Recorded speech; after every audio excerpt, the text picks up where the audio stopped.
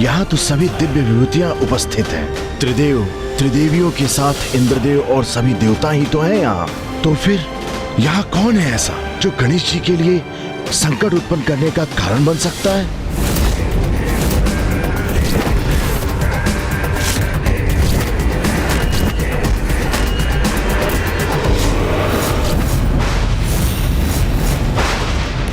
उत्तर चाहिए मुझे ज्ञात करना है कि मैं किन का अंश हूं।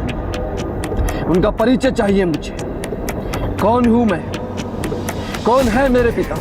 कौन है मेरे पिता?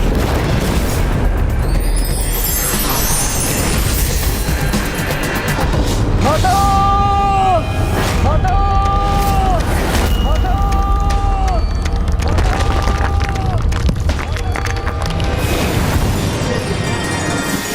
मां, प्रणाम मां। क्या हुआ पुत्र? तुमने अपना तप क्यों भंग कर दिया? मां, मैं तप करने का प्रयास अवश्य करता हूं, किंतु मेरा मन विचलित हो जाता है, व्याकुल हो जाता हूं मैं। एक ही प्रश्न जो बार बार व्यथित करता है मुझे, और आपको ज्ञात है माता, क्या है मेरा प्रश्न? एक ही प्रश्न पर केंद्रित है मेरी अनंत जिज्ञासा।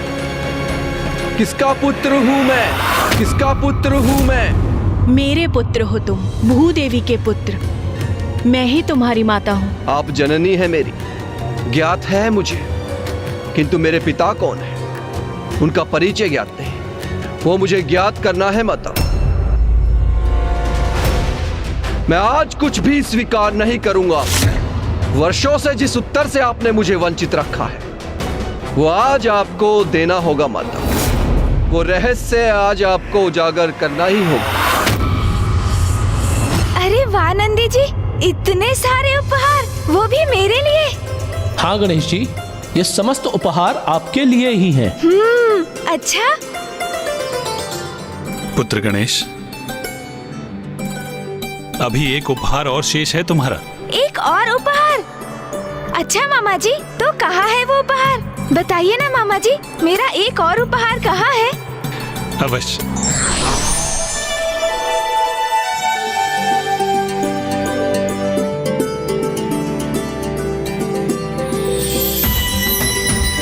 शंख?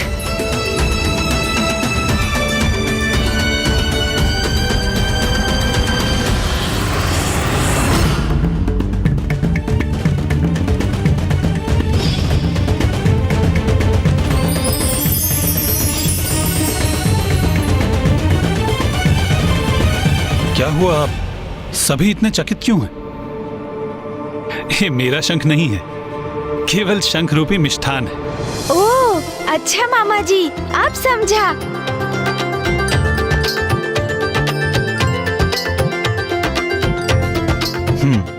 लाइए, दीजिए मामा जी।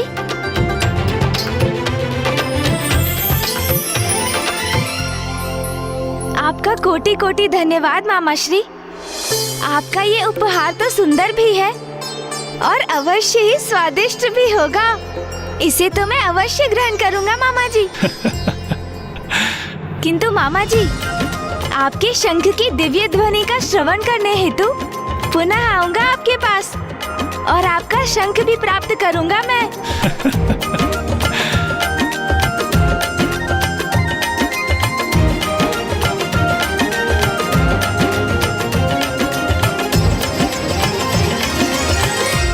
माता, क्या आपको ये ज्ञात नहीं? जब तक मैं अपने पिता से भेंट कर संतुष्ट नहीं होऊंगा, इसी प्रकार अशांति की ज्वाला में झुलसता रहूंगा मैं। उचित है फिर, यदि आपको मेरी माँ, मेरी जननी होकर भी मेरी पीड़ा का आभास नहीं, यदि आप नहीं देख पा रही हैं कि कितनी अधिक पीड़ा और कितने अधिक कष्ट में हूं मैं, फिर आपसे ये प्रश्न पूछने का कोई लाभ नहीं माता। आप मेरी जिज्ञासा शांत कर मुझे इस पीड़ा से मुक्त नहीं कर पाएंगे और मेरा मन निरंतर मुझसे यही प्रश्न करता रहेगा। तो इस प्रकार तड़प तड़प कर जीने से कहीं श्रेष्ठ है कि मैं अपने प्राण त्याग दूं। अब यही एकमात्र उपाय है मेरे समक्ष माता। अब और नहीं सहूंगा मैं ये कष्ट, अब जीवित ही नहीं रहूंगा मैं।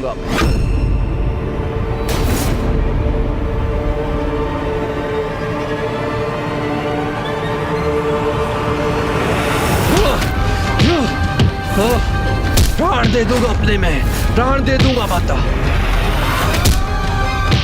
पुत्र भौम, इस अनर्थ को विराम दो।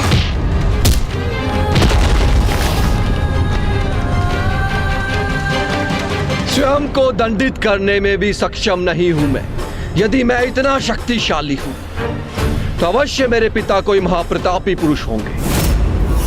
उचित है, मैं तुम्हारा उत्तर दूंगी तुम्हें। तुम्हारे पिता स्वयं जगत पिता महादेव है। पिता महादेव है। महादेव है।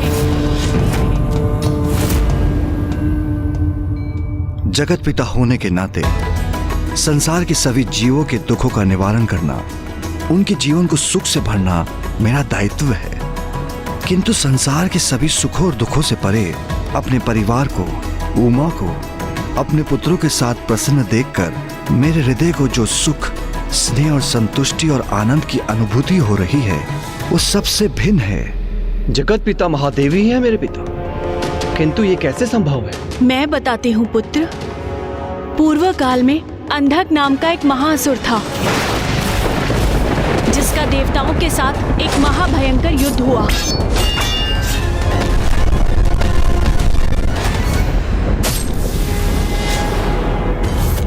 अंधक की दुष्टता को देखकर महादेव अत्यंत क्रोध में थे, जिसके कारण उनके मस्तक पर श्वेत की एक बूंद छलछला गई, और वो एक बूंद जब नीचे गिरी तो उसकी अद्भुत ऊर्जा से एक नवीन जीवन का आरंभ हुआ।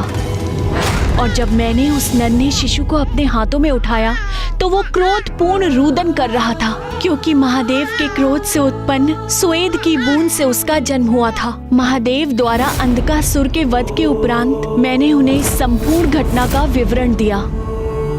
प्रणाम महादेव। मैं पृथ्वी हूँ। इस सृष्टि के सभी जीवों का जन्म मुझ पर ही होता है, इसलिए एक प्रकार से मैं उनकी जननी तो हुई, किंतु मेरा दुर्भाग्य देखिए कि मेरे अपनी कोई संतान नहीं। किंतु आज संयोगवश आपके श्वेत की जो बूंद मुझ पर गिरी, उसने इस बालक का रूप ले लिया। महादेव, मुझ पे कृपा करें। आप उसे मेरे पुत्र के रूप में भेंट दे दीजिए।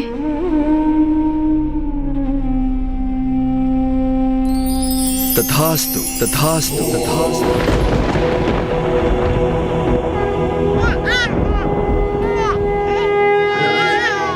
देवी पृथ्वी आज से तुम्हारा पुत्र कहलाएगा, और तुम्हारे नाम से जुड़कर इसका नाम होगा भौम, भौम, भौम।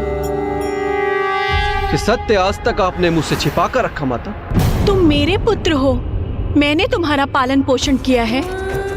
मैं सदा तुम्हारी देखरेख करती हूँ और तुम सदा ही मेरे साथ रहते आए हो। और महादेव कैलाश में अपने परिवार के साथ निवास करते हैं। किंतु माता, मैं भी उनका परिवार हूँ। महादेव मेरे पिता हैं तो मेरे पिता पर भी मेरा अधिकार है। उनका स्नेह प्राप्त करने का अधिकार है मुझे, और उन्हें भी अपने इस पुत्र का परिचय प्राप्त करने का पूर्ण अधिकार है। पुत्र भौम, स्वयं महादेव तुम्हारे पिता हैं। इस सत्य को आत्मसात करना सरल नहीं, इसीलिए इसे समझने के लिए उचित समय लेना, उसके पश्चात ही कुछ करना।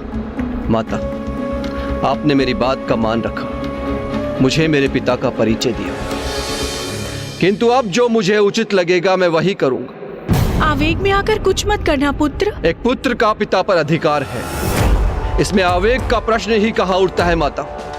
और सत्य तो यह है कि मैं अपने पिता से भेंट करने के लिए बहुत प्रतीक्षा कर चुका हूं। कैलाश जाऊंगा मैं, ये निर्णय ले चुका हूं।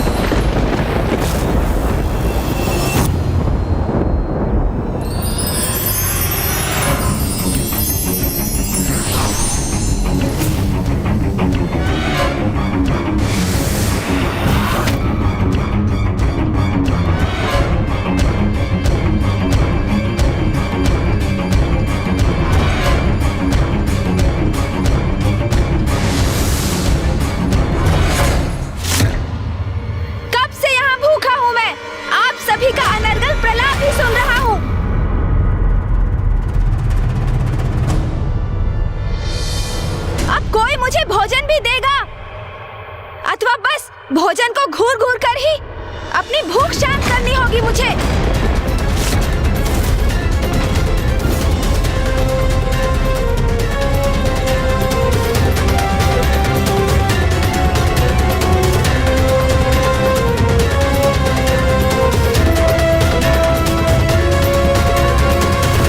नहीं पुत्र, कैलाश जाना उचित नहीं, और आज के दिवस तो कदापि नहीं। क्यों आज क्यों नहीं? ऐसा क्या विशेष है आज? आज कैलाश पर बहुत बड़ा उत्सव है पुत्र। महादेव और पार्वती अपने पुत्र गणेश का जन्म दिवस बहुत धूमधाम से मना रहे हैं। वो गणेश जी जो स्वयं प्रथम पूज्य देवता भी हैं। वाह, एक और गणेश सर्वाधिक सर्वप्रिय पुत्र, जिसके जन्म दिवस के उपलक्ष्य में संपूर्ण कैलाश आनंदित है।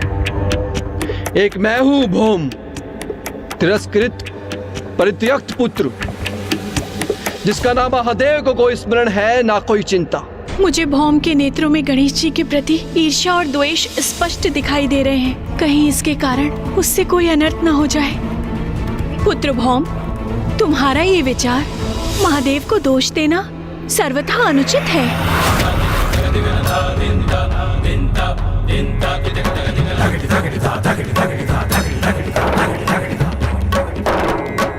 पुत्र भौम के तन से उत्पन्न ऊर्जा से समीप के सभी प्राणी प्रभावित होते हैं और वो उग्र हो उठते हैं।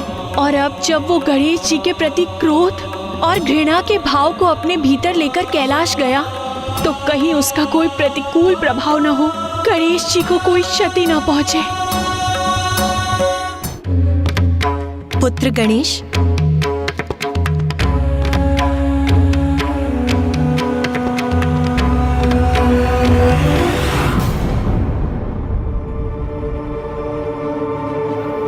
क्या हुआ माँ?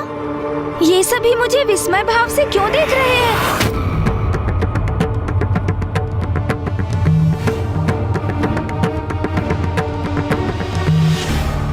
अवश्य क्षणिक भावावेश था गणेश का, जो पल भर में उमड़कर मिट भी गया और अब उसे स्मरण भी नहीं है। सब कुशल है। हम सभी से बहुत बड़ी भूल हुई, बहुत बड़ी भूल। हम सभी ने गणेश के साथ बड़ी निष्ठुरता का व्यवहार किया है। ये आप क्या कह रहे हैं भ्राता विष्णु? हम गणेश के प्रति निष्ठुर कैसे हो सकते हैं? हाँ बहन पार्वती, आज गणेश का जन्म दिवस है और हम सभी उसकी इच्छाओं की पूर्ति करने के स्थान पर विधि विधान और शिष्टाचार में बंधकर उसकी खुशियों को बाधित कर रहे हैं।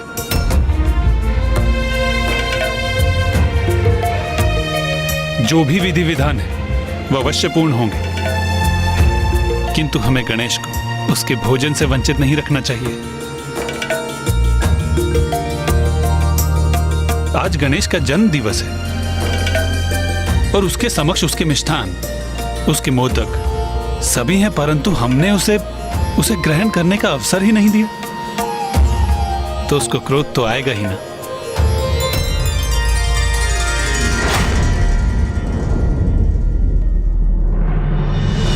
उचित कह रहे हैं भ्राता विष्णु। भूख तो साधारण जीवों के हृदय में क्रोध जागृत कर देती है, तो फिर गणेश का क्रोधित होना तो स्वाभाविक ही है।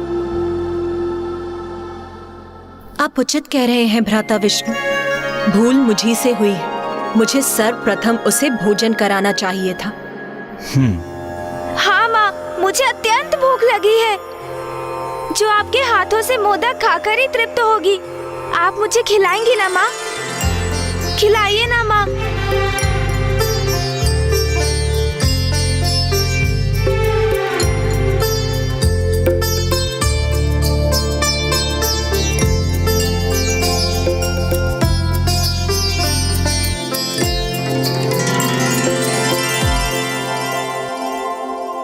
जन्मदिन की अनेकों शुभकामनाएं पुत्र। मैं यही कामना करती हूँ कि इस मोदक की तरह तुम्हारा जीवन भी मधुर हो।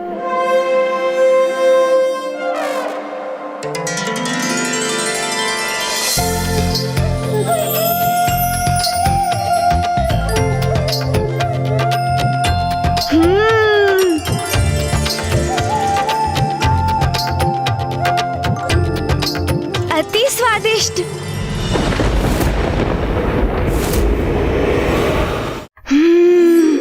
मोदक, वो भी माँ के हाथों से प्राप्त कर आनंद आ गया। आहा, पिताश्री, माँ ने तो मुझे इस उत्सव से चकित किया है और भैया ने मेरी रुचि के अनुसार यहाँ की सज्जा की है। किंतु आप मुझे कोई उपहार नहीं देंगे क्या पिताश्री? सर्वथा उचित प्रश्न किया है गणेश ने। कहिए महादेव, आप अपने पुत्र के जन्म दिवस पर कोई उपहार नहीं देंगे?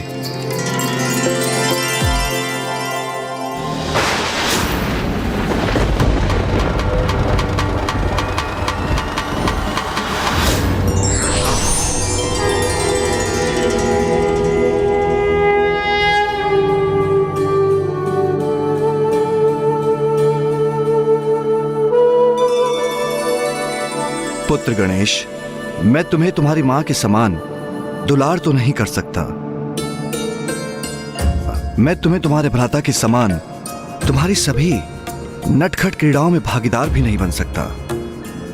किंतु एक पिता होने के नाते मैं तुम्हें अपनी दृष्टि दे सकता हूं। एक पिता की दृष्टि जो सदैव तुम पर बनी रहेगी। अपना श्रवण दे सकता हूं। एक पिता का श्रवण जो सदैव तुम्हारा स्वर सुनेगा।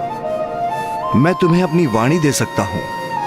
एक पिता की वाणी जो सदैव तुम्हारा मार्गदर्शन करेगी। मैं तुम्हें अपनी भुजाएं दे सकता हूं। एक पिता की भुजाएं जो सदैव तुम्हारी रक्षा करेंगी, अपना संरक्षण करने हेतु तुम्हें अपने भीतर भर लेंगी। मैं तुम्हें अपने कंधे दे सकता हूं।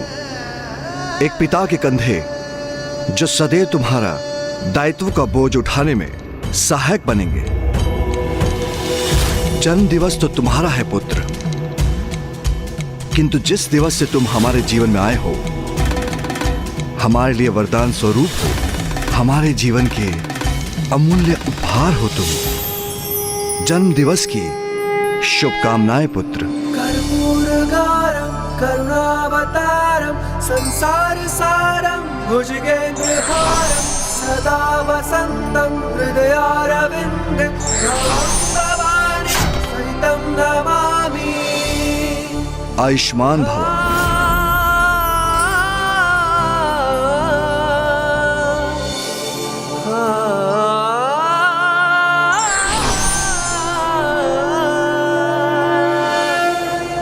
पुत्र गणेश, लो, अपना उपहार स्वीकार करो।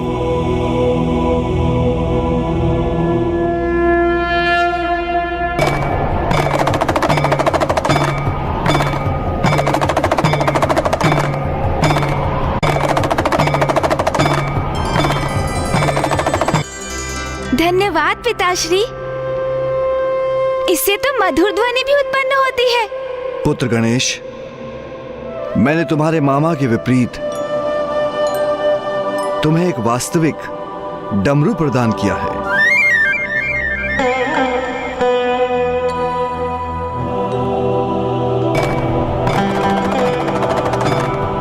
नाथ, आज तो मैं बहुत प्रभावित हूँ। आपने तो इस उत्सव के आनंद को और भी बढ़ा दिया। उमा, एक पिता के लिए इससे आनंद की बात क्या हो सकती है कि उसकी संतानें आनंदित है।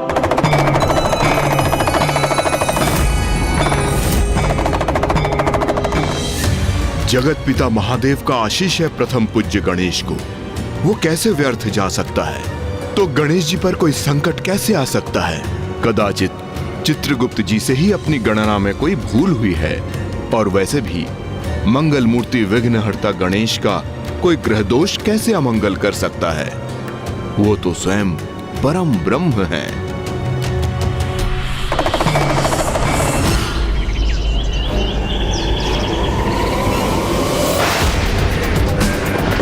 एक पुत्र के जन्म दिवस का उत्सव दूसरे को अलगाओ।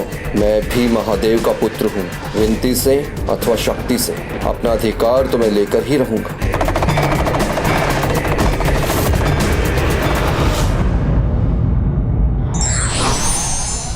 परिस्थितियों का दास बन हम अपने आचरण के विपरीत व्यवहार करने लगते हैं, जो सर्वथा अनुचित है।